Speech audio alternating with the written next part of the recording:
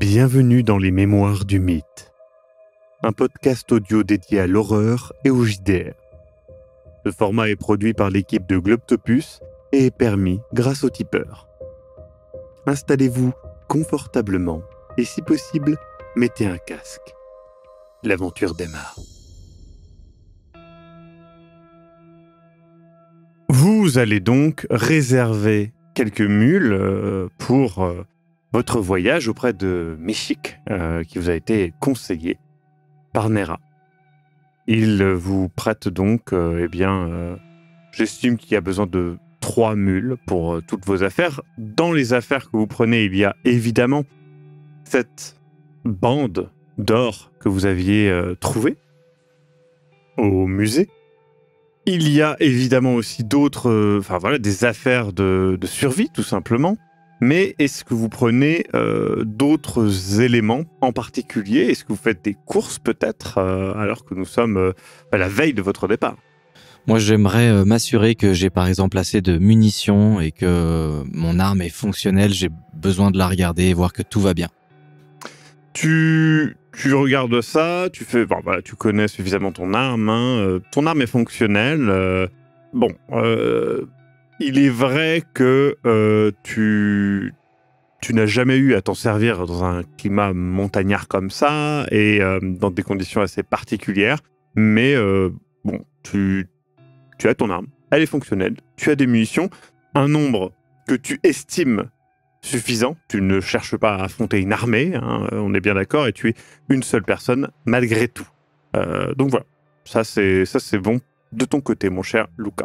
Et du coup, quand je regarde tout ça et que je vois qu'elle est fonctionnelle et tout, ça m'interroge en fait, et je leur demande, Célia, Raymond, vous avez quelque chose en fait pour vous protéger ou J'ai toujours la même arme, ouais.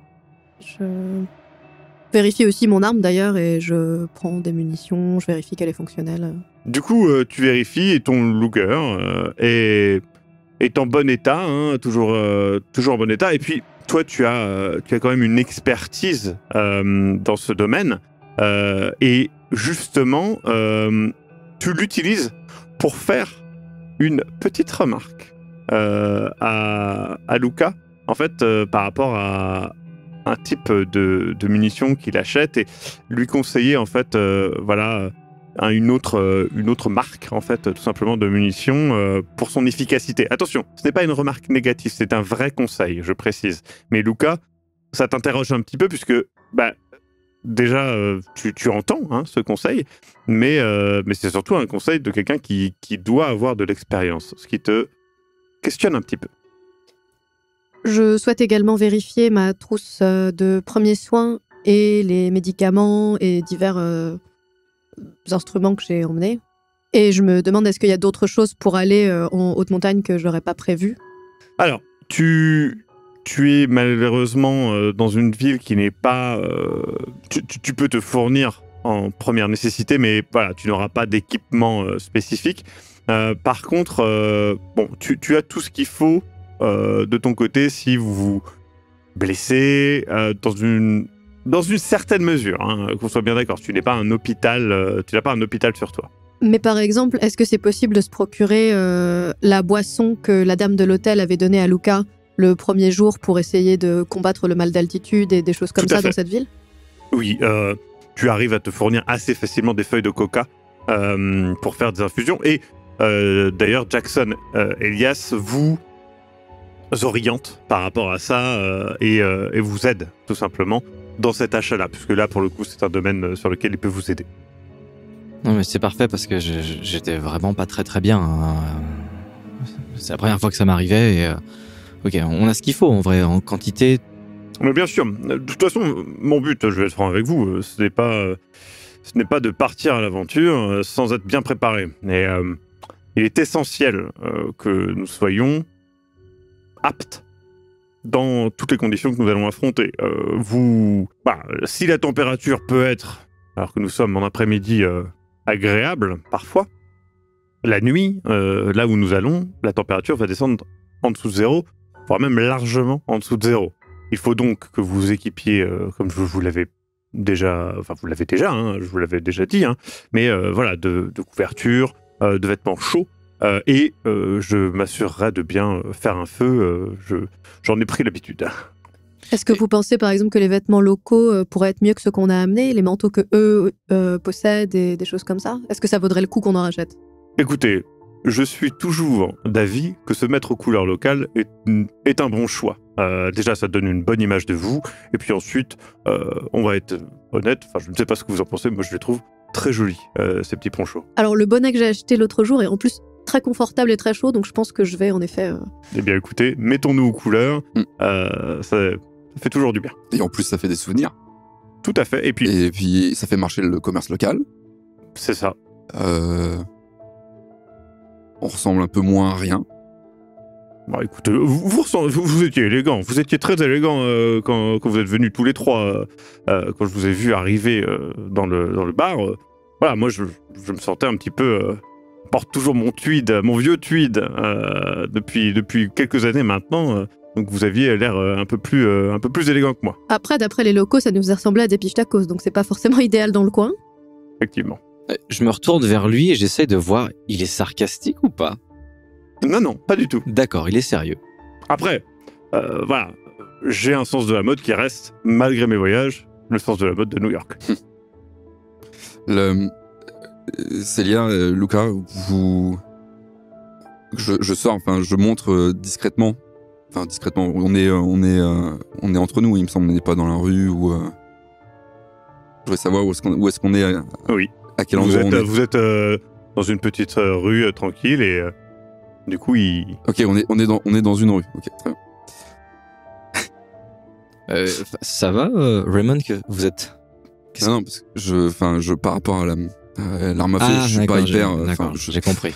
J'aime pas Non mais montrez-la si vous voulez. Je vais pas montrer une arme en plein milieu de la rue tout de même. Juste... Puis je sais pas où est-ce que je l'arrange. Non mais faites comme ça là. Et je l'aide un petit peu à essayer de ranger ça correctement et je me rends compte qu'en fait c'est hyper maladroit et non mais mettez là où vous êtes à l'aise, c'est tout. Ok. Donc il faudra qu'on dise comment on... Prenez une petite sacoche comme les locaux là. Elle passera sous votre poncho, comme ça l'arme reste près de vous. Il y a pas de problème, elle est quand même accessible. Mettez bien la sécurité. D'accord. Merci. Il faudra quand même m'expliquer comment on entretient, parce que moi c'est les bouquins, ma spécialité. Hein. Bon, tenez, regardez. Deux, trois tartes sur un terrain. Mais... Oui, des tartes. Vous faites de la cuisine aussi du coup? Non, du rugby. Ah, parce que les tartes, oui. Ce genre de tarte. Oui, ce genre de tarte. Faites attention quand même, parce que écoutez, prendre des coups au visage, c'est jamais... Laissez Célia vous instruire, et puis allons chercher les dernières affaires qui nous manquent. Oui, donc j'aimerais me procurer justement des ouvrages. On va pas trimballer des bouquins. Peut-être une meilleure idée de les laisser à l'hôtel, là, pour l'instant. Juste, je veux pas me balader avec une bibliothèque. Oui, mais vous savez, là où nous allons, vos livres vont souffrir, je pense. J'aime aussi beaucoup les livres, mais à part pour faire un feu, si on est à court d'autre chose, je pense que c'est pas forcément le... Je veux juste prendre, si ça existe, et si on peut en trouver un livre sur les légendes locales. Écoutez, vous en avez un vivant juste à côté de vous. Non mais Raymond, à part peut-être à la limite, je sais pas, un dictionnaire ou autre chose, est-ce que vous avez vraiment besoin de vous charger? On va déjà être confronté à quelque chose. Cette pauvre mule n'est pas là pour porter notre bibliothèque. Moi aussi, j'aime beaucoup les livres, Raymond, et j'entends très bien. Après, quand nous reviendrons, je suis tout à fait enthousiaste à l'idée de vous accompagner chercher des ouvrages et tout ce que vous voudrez, mais peut-être que ce n'est pas la meilleure idée à la limite, là tout de suite. Un journal pour essayer d'apprendre la langue. J'aimerais bien avoir quelques bases. Mon cher Raymond, si vous voulez des histoires du folklore local, je pourrais vous en conter au coin du feu avec grand plaisir. Formidable. Je prends quand même un journal pour essayer d'apprendre la langue. Très bien. On trouve une petite échoppe, du coup, on peut acheter des ponchos, des trucs comme ça. Une petite sacoche pour l'arme de Raymond, du coup. Oui. Comme ça va bien. Et on Et- est parti. Tout à fait, vous êtes donc prêts, vous avez donc 3 mules. Jackson nomme sa mule Cécile, et les 2 autres mules sont nommées Quentin. Max. J'appelle ma mule Max. Max et Quentin. Mm. Très bien. Et donc, il décide de... Enfin, vous les rangez tranquille. Donc, vous les parquez dans le parking à mules de l'hôtel et vous passez une nuit plutôt tranquille, même si enfin, vous repassez un petit peu en revue tout ce que vous allez devoir faire et vivre. Et ça vous inquiète un petit peu parce qu'on parle quand même d'aller dans un endroit où il y aurait en tout cas ces créatures, toute cette histoire, cette légende à propos d'un dieu enfermé. Ça vous travaille un petit peu. Mais voilà que le matin arrive et donc vous vous mettez en route vers le sud-est de Puno et donc vers cette pyramide. Et vous marchez. S'enchaînent des plaines arides, des collines, des vallées, des plaines à l'herbe sèche, quelques petits passages montagneux. Alors que vous marchez, Luca, tu vois une forme au loin et tu t'empresses de dire ce que tu penses avoir vu. Un jaguar. Donc tu te retournes vers les autres. Oui. J'ai vu un jaguar. Regardez, là-bas. Du coup, Elias regarde au loin et tout avec vous, et vous voyez effectivement une silhouette féline marcher sur le bord d'un petit récif, et Elias fronce ses sourcils et fait « Alors, je suis désolé, Lucas, mais là c'est bien un puma. Les jaguars sont un peu plus bas, plus dans la jungle pour le coup. Mais c'est un très beau... vous savez que le puma est... Enfin, je pense que ça peut être un bon signe pour notre voyage, car... voilà, selon les Incas, c'était la force de la terre, hein, et certains, malheureusement, pensaient que c'était des voleurs d'âmes, mais d'autres pensent que c'est un bon signe, une créature qui aide les gens. Mais bon, c'est un animal superbe. Est-ce qu'on doit s'inquiéter de ce genre d'animaux la nuit Oui. Mais il y a plusieurs choses dont vous pouvez vous inquiéter. Tout à l'heure, vous n'avez pas vu dans le ciel. Il y avait... je n'ai pas pensé à vous le dire, parce que ce n'est pas le premier que je vois. Il y avait un condor, un superbe condor des Andes. Belle bête. Certains disent qu'ils peuvent prendre un enfant et s'envoler avec. Je ne sais pas si c'est vrai, mais... Vous savez que juste pour l'instant, vous nous avez juste parlé de 2 types d'animaux qu'on voit. C'était absolument pas rassurant du tout. Bon, écoutez, il y a... Voilà, je vais vous confier quelque chose. Ça non plus, c'est pas très rassurant. Il existe la vigogne. Les vigognes sont des alpagas sauvages. Et sachez-le, pendant longtemps j'ai cru que la vigogne était l'alpaga sauvage ou le lama sauvage. Mais il faut savoir que l'alpaga sauvage est bien une vigogne, alors que le lama sauvage est un guanaco. Et ce sont bien 2 espèces séparées. Et comment on les distingue?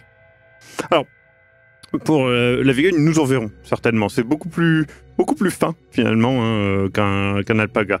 Pour un guanaco, eh bien finalement je n'en ai jamais vu. Donc je ne sais même pas s'il y en a ici. Pour être... Attendez, c'est dangereux ou pas? Non. Bah la façon dont vous le dites, c'est dangereux. Enfin, il faut que regardez, je la refais. Regardez. Il faut que je vous dise quelque chose. Hein. Il y a une différence. C'est pas Ça me fait très rire. rassurant. Écoutez, Même, non, il n'y a pas... même Lucas a eu un peu peur. J'ai pas du tout eu peur. Les choses les plus dangereuses que vous pourrez trouver sont peut-être effectivement... il y a des petites araignées un petit peu dangereuses, des serpents évidemment, et puis oui, si, les ours à lunettes. Alors attention, ils sont à lunettes, ils n'ont pas réellement des lunettes sur le nez, hein, on soit bien d'accord.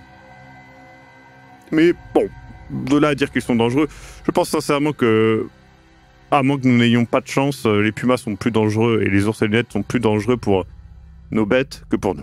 Jackson. Après, je pense que la chose la plus dangereuse qu'on pourrait croiser ici, c'est sans doute Larkin et de Mendoza, donc... Tout à fait. Juste, Jackson, là, vous avez parlé de... J'arrive même plus à me souvenir de quoi vous m'avez parlé. Juste, si vous arrivez à prioriser la menace lorsqu'on la rencontre, à la limite, ça m'intéresserait plus que vous m'expliquiez qui ressemble à quoi ou ce genre de choses. Bah oui, mais justement, si on sait comment les distinguer et à quoi ça ressemble, c'est intéressant, non? On peut aussi repérer les menaces ou les animaux. La plupart des vrais dangers du Pérou sont dans la jungle, pas ici.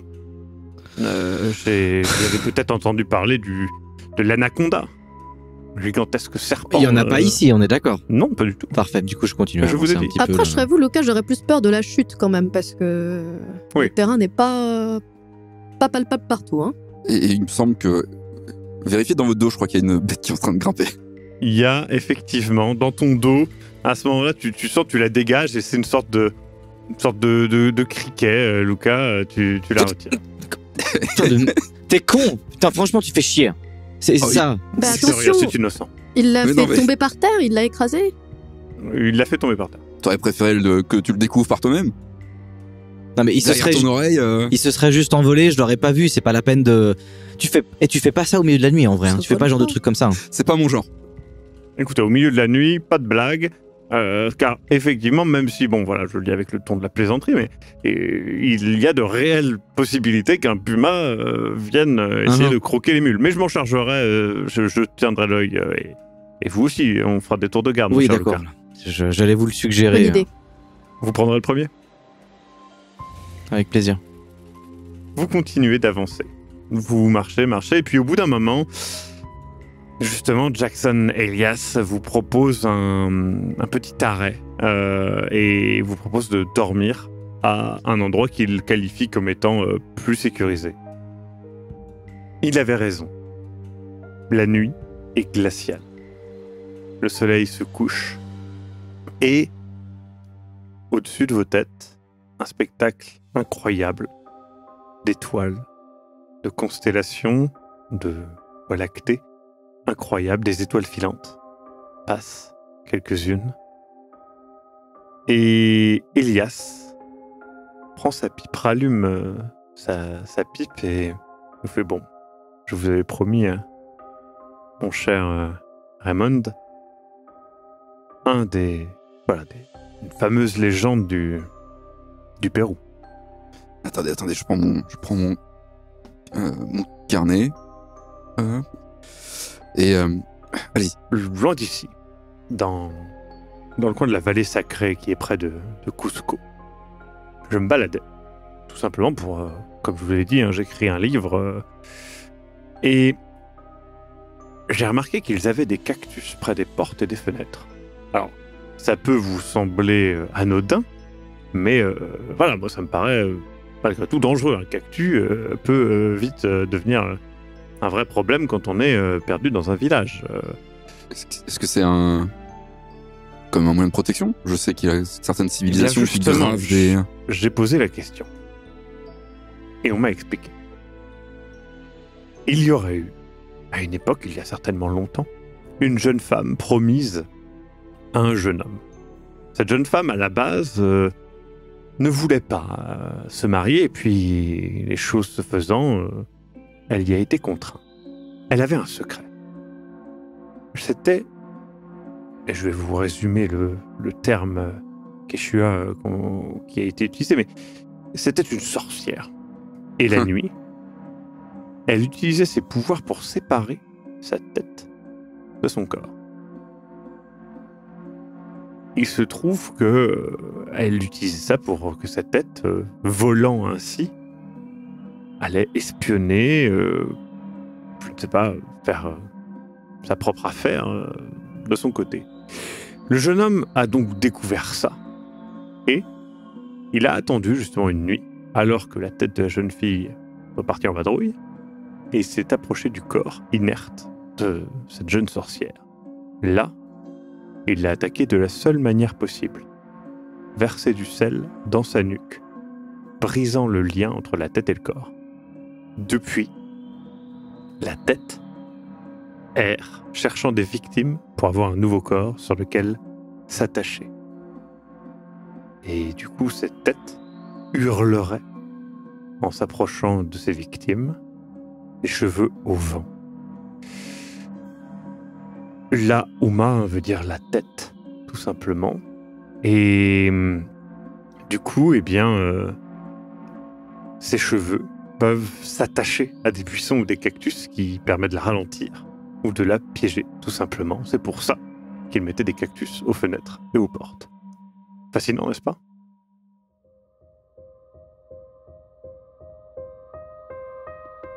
Vous venez d'écouter Les Mémoires du Mythe. Écoutez nos épisodes sur www.globipodcast.fr. Retrouvez la liste complète des épisodes en description. Le rythme de publication est d'un épisode chaque mardi et chaque samedi. Les joueurs et joueuses sont CC Trouille, Eric Da Silva et Sirmas Cox. Je suis, moi, le maître du jeu, Maxime Robinet, et l'audio est monté par Aise. Les musiques utilisées viennent du site Epidemic Sound. Soutenez-nous et obtenez les épisodes un mois en avance sur tipeee.com/sombre-machination. À très bientôt.